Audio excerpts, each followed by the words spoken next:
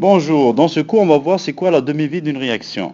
Alors, par définition, la demi-vie d'une réaction est le temps nécessaire pour que la masse du réactif ou la concentration diminue à la moitié de sa valeur initiale. Et toujours, comme tout le temps, c'est toujours en secondes. Alors ici, le graphique explique c'est quoi exactement la demi-vie d'une réaction. On voit ici la concentration initiale de 0,0600 mol par litre de N2O5 à T0 et on voit ici la moitié qui est de 0,0300. Alors le temps nécessaire pour obtenir la moitié de la concentration initiale, donc ici on a la concentration de 0,06, ici c'est la moitié, et le temps qui est nécessaire pour obtenir cette moitié est de 24 minutes, qu'on convertit bien sûr en secondes. Et on vous donne cette formule de la demi-vie d'une réaction d'ordre 1, qui est T1,5 est égal à 0,693 divisé par K. Alors si on veut chercher l'ordre d'une réaction, ou la demi-vie de toute réaction d'ordre 1, on prend 0,693 et on le divise par la constante de la vitesse. Maintenant, voyons comment calculer la demi-vie d'une réaction d'ordre 1. Alors, la décomposition du chlorure de sulfuryle, SO2Cl2, est une réaction d'ordre 1. SO2Cl2, ça donnera SO2 plus Cl2. Et comme elle est d'ordre 1, on peut écrire l'équation de la vitesse comme suit.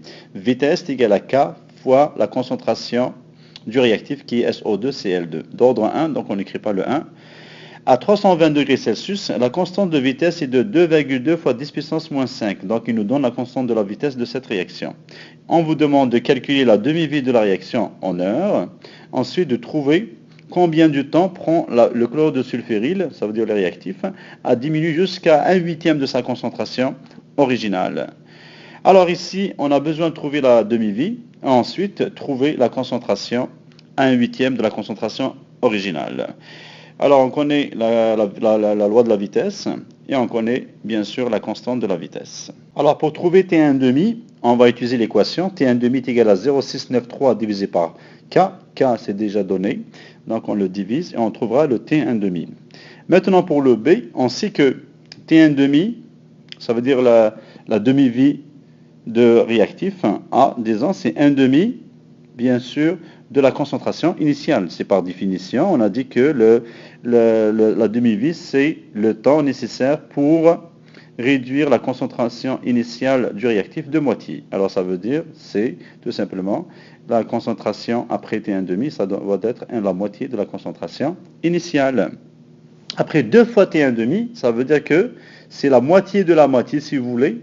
Donc ça va vous donner un quart de la concentration initiale. Après 3 T1,5, ça veut dire c'est la moitié de la moitié de la moitié. Ça veut dire 1 sur 2 fois 1 sur 2 fois 1 sur 2. Ou bien 1 sur 2 fois le 1 quart. Donc c'est parce que c'est la moitié du quart. Ça vous donnera 1/8 de la concentration initiale. Alors la concentration du réactif qui reste après 3 demi-vies est de 1/8. Ou bien 1,5 à puissance 3. Ça veut dire que vous avez 3 demi-vies. 1 sur 2 puissance 3. Alors, pour appliquer la démarche, on peut tout simplement calculer T1,5, comme on l'a dit tout à l'heure. 0,693 divisé par K qui est 2,2 fois 10 puissance moins 5 pour A. Donc pour la réponse A, on va trouver 3,2 fois 10 puissance 4 secondes. Ça, c'est votre T1,5.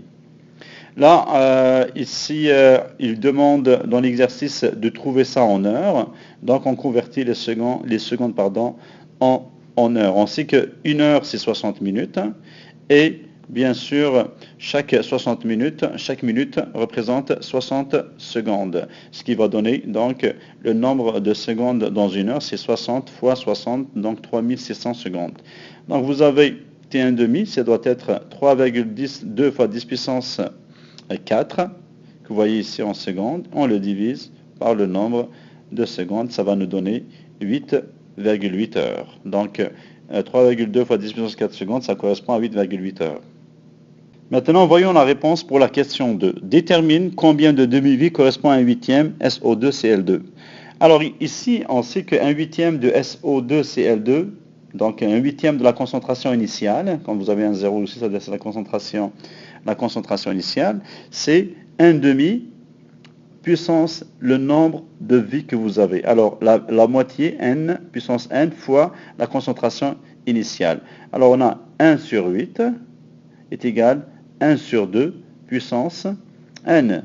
Ce qui vous donne que pour que l'égalité ait lieu, il faut que le n soit égal à 3. Parce que 2 puissance 3, ça va vous donner 8. Donc n est égal à 3.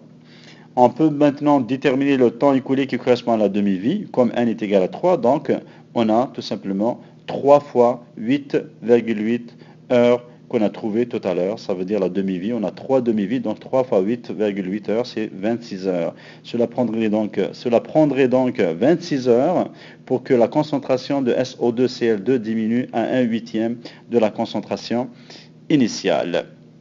Alors le principe, c'est de trouver le nombre de demi-vies qu'on a à partir de la fraction qu'on vous demande. Donc ici, on voit que 1/8 de la concentration initiale correspond à 3 demi-vies, 1 demi puissance n. Donc 1 sur 8 est égal à 1 sur 2 puissance n, et le n doit être égal à 3 pour que l'égalité ait lieu entre 1 sur 8 et 1 sur 2 puissance n. Donc n est égal à 3. Et bien sûr, on a une demi-vie est égale à 8,8 heures. On multiplie par le nombre de demi-vies qu'on a, qui est de 3. Donc 3 fois 8,8, ça donne 26 heures. Donc ça prendrait 26 heures pour que la concentration initiale diminue de 1/8.